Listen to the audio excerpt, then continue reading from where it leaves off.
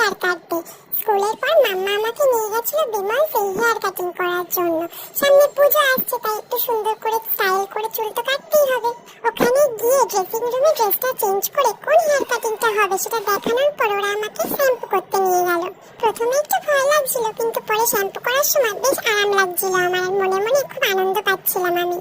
Shampoo হয়ে যাওয়ার পর ওরা দুটো ক্লিপ দিয়ে আমার চুলটা সেট করে একটা হেয়ার ড্রায়ার দিয়ে আমার চুলটা শুকিয়ে নিল। হেয়ার ড্রায়ারে গরম হাওয়াটা আমার লাগছিল বলে কুল এয়ার দিয়ে আমার হেয়ারটাকে ড্রাই করা হলো। এরপর শুরু হলো আমার হেয়ার কাট। হেয়ার কাটিং এর সময় ট্রিমারটা আমার খুব সুড়সুড়ি লাগছিল, তাই আমি খুব হাসছিলাম। হেয়ার কাটিং করতে করতে ওরা আমাকে ম্যাঙ্গো জুস খেয়ে দিল আর মাম্মাকে একটা কফি খেতে দিল।